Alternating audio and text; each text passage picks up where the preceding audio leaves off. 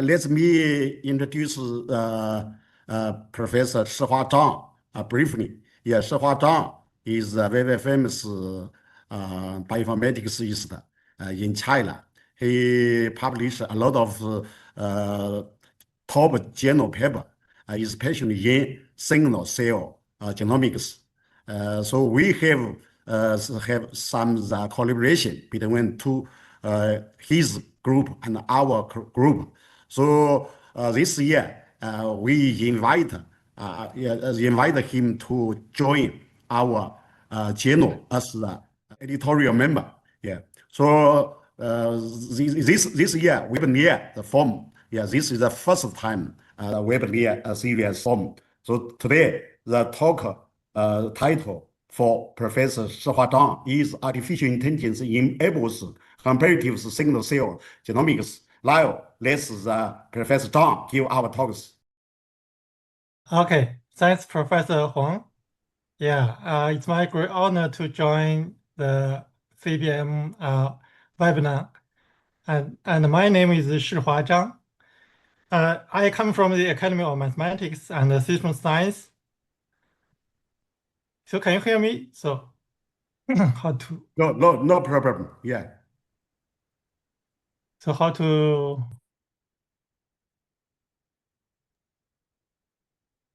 Okay. So my title is Artificial Intelligence Enables Comparative Single-Cell Genomics. My name is Shihua Zhang. I come from the Academy of Mathematics and System Science and China Academy of Sciences. So a very famous evolutionary biologist said that nothing in biology makes sense except in the light of evolution. And also he said the diversity of the unity of life are equally striking and meaningful aspect of the living world. So actually the cross-species analysis of omics data is quite important and actually it's everywhere. And we all know that in the beginning of the bioinformatics course, usually people will learn sequence alignment and structure alignment. Intuitively, both these methods try to find some conservation, which implies functionality. For the sequence alignment, it tries to identify conserved DNA or protein sequence. And for the structure alignment, it tries to identify conserved local and global protein structure. And also, this kind of idea has been extended to network alignment. People also try to find some conserved subnetwork, which implies some functionality. The basic idea is that for the nodes, the nodes can be proteins. You can use in the sequence similarity to measure their similarity, and then try to find the conserved interactions, and then find using the search algorithm, people try to find some high-scoring conserved subnetworks. This is about network alignment. And actually, our group collaborated with Professor Su Bing and Chen Li. We try to comparative three-dimensional genomics maps and try to find some evolutionary difference between human and macaque and mouse. And based on this idea, we finally found some very human-specific higher order chromatin structure.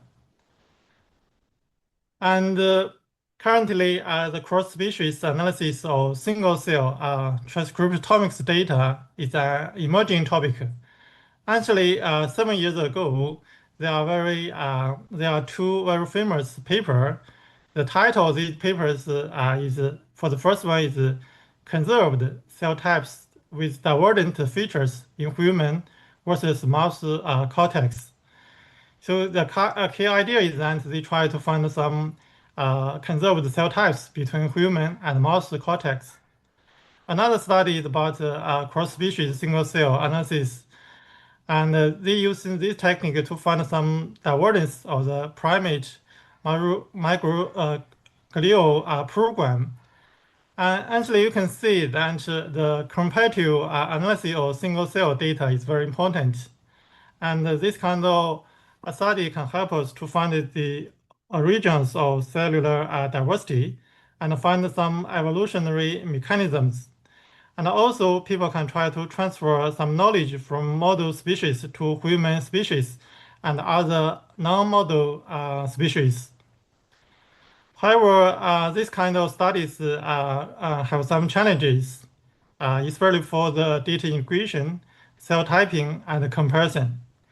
So we know that non-model species usually lack sufficient prior knowledge.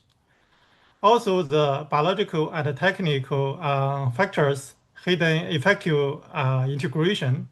This means usually they have some batch effect. We need to distinguish them.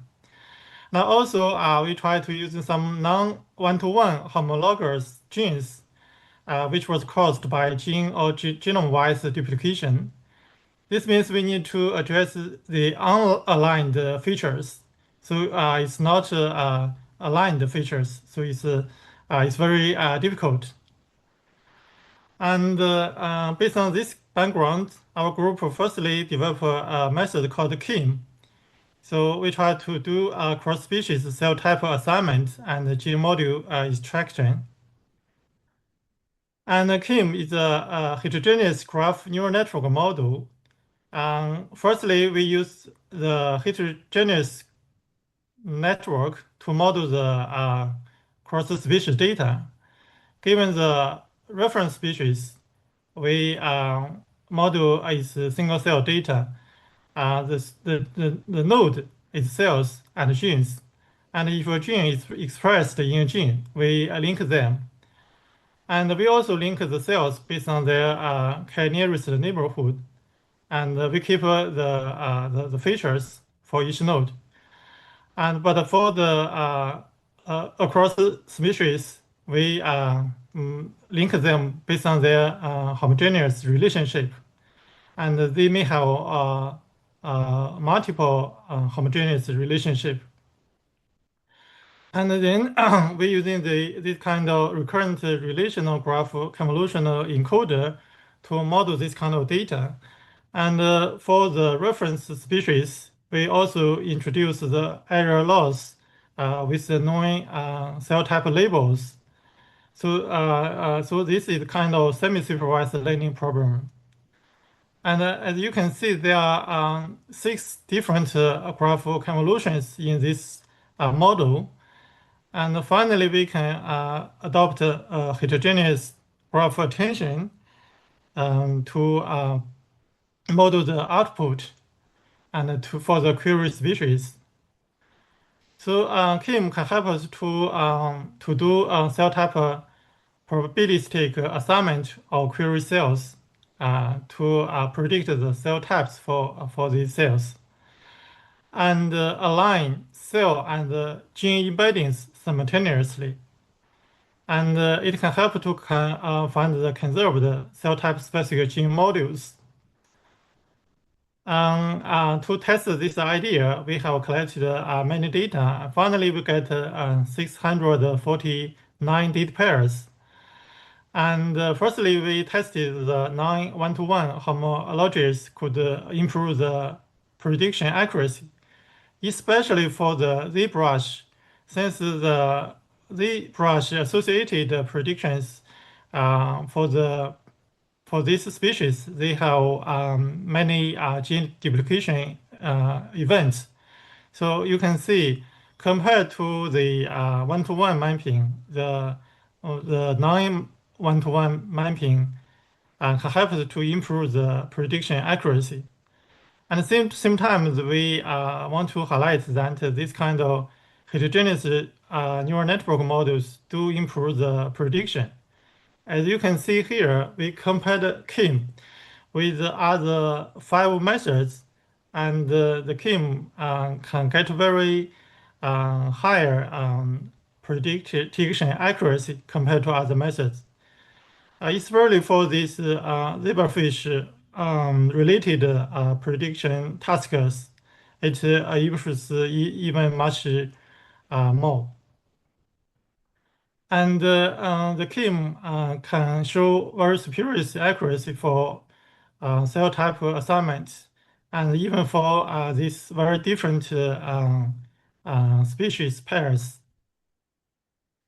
Also, CAME is very robust to sequencing inefficiency and inconsistency. As you can see that we downsampling the rates, the read rates, and even for only 1.1 percentage, the CAME can still get a very competitive performance compared to their original settings. Compared to other methods, you can see other methods can only get a very low prediction. And the CAME could actually assign cell types in mouse brain. As you can see here for the reference cell types, and here is for the query cell types. And for the oligodendrocyte, originally the data has no other OPC subtype annotation, but our method can help to predict the oligodendrocyte and the OPC subtype clearly. So this tells us that CAME could be helpful to find some subdivided subtypes. And also, you can see the marker genes do show the existence of this subtype. Also, the CAME could reveal conserved cell type specific gene patterns. Here are the gene embeddings for the human and mouse. And we can see their homologous relationship. And we do find some cell type related gene modules. And actually, they are very conserved, you can see. And the CAME could review a set of specific gene modules, and for each cell type from the gene modules, and they have homologous relationship with another species. And this will be helpful to compare the two species. And CAME could also reveal conservative expression dynamics. Here example about the heterogeneous between human and macaque. And we can see that the CAME can do very good cell type assignment. And the cell embedding can also keep the order of these 4 stages. And for the gene embedding, we can clearly see some gene patterns relating to the 4 major cell types. You can see here the gene embedding, the gene modules relating to this kind of elongating stage. And they are conserved in these 2 species. And the CAME could actually assign retinal cell types between distant species. We know that the fish and chicken and mouse and human are very distant, but still CAME can do very good prediction for this kind of very challenging situation. And this idea could be applied to diverse biological scenarios. And for example, in a collaborated project, we applied this idea to predict the cell typing for dogs based on the reference of human. We can clearly find that CAME could do very good prediction for the major cell types. And CAME could help to reveal ambiguous annotations. And the people usually generate their own data and do annotation by themselves. And here in a collaboration project, we can see for the manual annotation and the CAME annotation, they are very consistent. But CAME do reveal some inconsistent cells, especially for the human. And we can find 817 cells, their annotation are inconsistent. So this reminds the people to double check these cells, and maybe they manually annotated in a wrong manner. Okay, but still we have another challenges. Since we have many reference data and many annotation methods, the question is how to select the reference data and annotation methods for this kind of cross data set cell type annotation. Actually, we propose a method called CAMEX. The input for this method is very simple, just the query data and many reference data and even many annotation methods. The output is we try to prioritize the reference method pairs with rankings. This means we try to find the best predictions. The key idea is that we believe that the pre-classing can capture the data structure, or the original data. So we can do pre-classing. We can do different times and with different methods. And we can build a CAMEX score between the classing and the predicted by different reference and annotation methods. So based on this kind of score, we can rank the annotation. Actually, we can see that for these 672 pairs of cross-species datasets from 7 species and 5 tissues, we can see that the CAMEX score and the annotation are highly correlated. So for different methods and different reference data. So this tells that this kind of CAMEX score do help us to do the selection of the methods and of the reference data and the methods. Okay, previously we only talk about the single cell data integration of 2 species. So how about multiple species? So this is a collaborated work with Professor Huang and Jun Hao. This method is called CAMEX. So the key idea is the input is become multiple species. So the model framework still follows the heterogeneous graph as we have shown in the CAME. So this means for each species, we build a cell gene bipartite graph.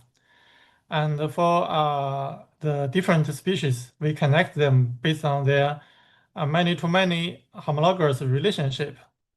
And then we build a heterogeneous graph neural network model with the reconstructed edge decoder and the feature decoder. Also, we can adopt this kind of semi-supervised classifier if we want to use some pre-annotated cell type information.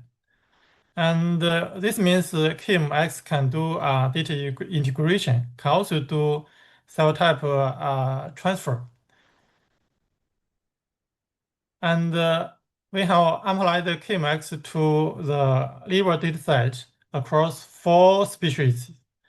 And we can see that the CAMEX could actually integrate single-cell data across these different species by comparing their branch correction and biological variation conservation. And CAMEX can get very high ranking. And for these 4 species liver data, we can see that the CAMEX can mix the single cells very well compared to other methods. And we can clearly see their cell type distributions here. And we can also see some very subtle information, like for these species, the ZBrush is very different from other three species, and we can say the difference between their distribution compared to other three species. And we also applied CAMEX to the datasets across 11 species. Originally, only 7 or 8 species, I mean the data of 8 or 7 can be integrated, but CAMEX can do well for the integration of 11 species. And more importantly, the CAMEX can keep this kind of expression dynamics along the different stages, and you can see the different cell types. But for other methods, usually they fail to do this. And very interestingly, we also applied the CAMEX to very earlier and bulk dataset. And for this dataset, it comes from 7 different species, and it's about 3 development stages relating to 7 organs. And we using CAMEX to integrate these datasets, we can find the bulk samples will mix very well. But our methods can separate the organs, so we mix them but keep the organ information. And more interestingly, for the embedding, we can clearly see the 3 different stages of these samples. And also, CAMEX could recover the well-aligned development times between mouse and rat. And since usually we don't know the exact correspondence between the time between the 2 even very close species, they have some difference, but we don't know the exact time. Our methods can predict their correspondence. So another very interesting thing is that we have considered the single cell transcriptomics data integration. How about spatial transcriptomics? How about spatial transcriptomics? So in our early studies, we try to incorporate the transcriptomic data of 2 whole brains from mouse and human. And so for the whole brain alignment of spatial transcriptomics, we have several distinct challenges. The first one is that the human cortex is more than 1,000 times larger than the mouse, so the size is quite different. The number of genes varies between a species and genes, so the genes are very different. And also, very few whole brain dataset can be available. So actually, when we do this study, very few dataset can be available. And also the brain spots, I mean, the size of the brain spots is quite different since they use different technology. And the 2 datasets have a very strong batch effect, and they come from very different experimental conditions. And also the nomenclature information is quite inconsistent between the brain regions, I mean, annotated by the expert. So they use different kind of terms. So, but still, we are very interested in this problem. And we have tried to collect some early datasets. And one for human brain is from the sections of 6 donors. It contains about 3,700 spots relating to 15,000 genes. But for another mouse brain is a half brain. So we think the half brain is okay since the left and the right can be very symmetric. And so this data are relating to 34,000 spots. So the data size are quite different. And so we developed this kind of semi-supervised learning method called BrainAlign, try to incorporate and align these two datasets. So we know that these two datasets are quite different. But still, based on this kind of cross-species comparison, we could find very conserved brain regions and expression patterns, even the data is quite noisy. And you can see for these two data sets, we use different kind of methods to align them. And usually it's very hard to align them. But still, BrainAlign could mix the spots very well and align them. And based on this, we can find the homologous region pairs between these two species. And still we get some patterns and to find the different brain regions between these two species. And we can see BrainAlign could well align the gene expression patterns. And here for the different regions, you can see the gene aligned very well. And also, the BrainAlign could align spatial domains in the hippocampus region. And you can see for this the UMAP, the human and mouse, and they align very well. And for the human, you can see that there are very limited number of spots. But even though we can align the brain regions for the mouse and the human, and we can align them. Even for the human, they have very few spots. So currently the spatial transcriptomics is accumulating, and more data can be available. So a major idea is that could we align and compare the data from the spatial transcriptomic data from multiple species. So recently we developed this framework. So for this kind of multi-species integration and alignment, and we call it STACAME. So STAR is the name of a series tools in our group, like Stargate, Starliner, Star Locator, and so on.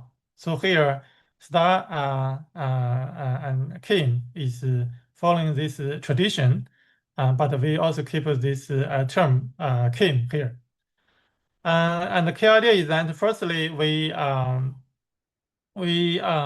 do orthologous-based gene aligning for building the cross-species link graph.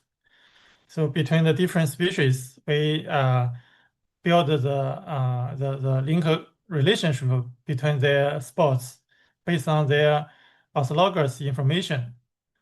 And we train a species-specific model for each species and combine these two information. We combine them. We do the multi-species aligning and comparison. Here, several different loss functions have been adopted. The key is that we need to reconstruct the gene expression data here. And we also consider the latent triplet loss as we have used in the Starliner. And another loss is about the domain adaptation. And based on this, we can do domain alignment for data from two species. And we can also find some cross-species spatially variable genes that are related to this kind of structure. And we can align the data of developmental stages. And here we show an example about this.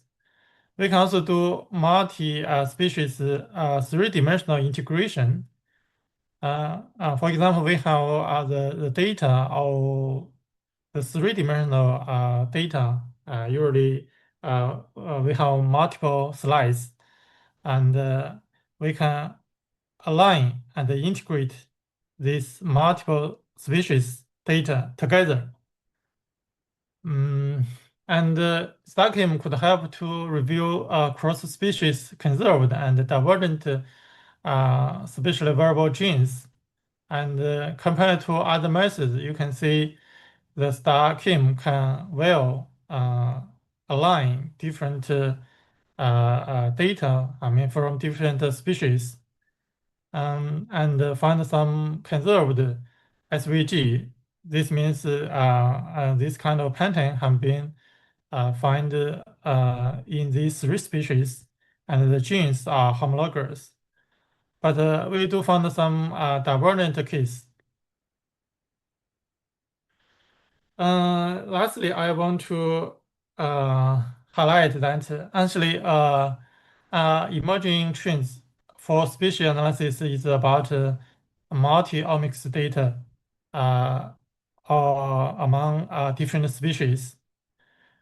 Actually, in an earlier collaborated work, we have done this, but we didn't form a method for this. So this study is about anterior cingulate cortex. We named it ACC. It's a very unique position in the brain. And at that time, Professor Su, the group, has generated the single nucleotide RNA-seq data and the ATAC-seq data. And based on our analysis, we can find the cell types of different omics data set are highly consistent. This means for the human, the single-cell RNA-seq data and the single-cell nuclear ATAC-seq data can align very well, and their major cell type are consistent. And we can also find that the different species, their cell types are conserved and are very aligned very well. So this means this kind of comparison is between species, also between the modalities. So this kind of comparison is more challenging. And so we can find that AC cell types and subtypes are conserved. And at the same time, we can find some conserved gene activity between two species. So this means two species, they are very consistent. And also they are very specific to different cell types. And also this kind of gene activity are very consistent with the conservation of the gene expression. Okay. And this tells that we can use this kind of method to find some the TF at their motif accessibility with the gene expression to reveal their gene regulation relationship. And so here is a very basic paradigm for this kind of cross-species multi-omics analysis. Originally, we can use this kind of cross-species multi-omics data to find the conservation between transcriptomics and between modalities, and find some cell type specific gene expressions and some cell type specific chromatin accessibility. And this will help us to find some genes that are relating to the the advanced species human. And we can further decipher some human-specific regulatory changes based on this analysis. Okay, here is some take-home message. Firstly, we developed CAME. CAME can well achieve accurate and robust cross-species cell type assignment with a heterogeneous graph neural network. And it can be applied to multiple single-cell RNA-seq data from different platforms. And we have extended this idea from 2 species to multiple species. And also we have extended this idea from single cell to space, including the STACAME. And also I want to highlight that we need to consider the single omics comparison. We should also consider the multi-omics comparative analysis. And finally, I would like to adopt an analogy between biological network comparison and biological sequence comparison. As you can see here, we can see the timeline for the sequence alignment tools. And in this 20 years ago, the people have tried to compare the biological network comparison with this. And you can see some very classical tools like PassBlast and so on. But I want to highlight that to model the cellular organization through spatial single-cell multi-omics, and our group have developed some comparison single-cell omics tool like the CAME, BrainAlign, CAMEX, and STACAME. And I hope this talk will convey you. And finally, I would like to acknowledge my students and collaborators. Thank you all.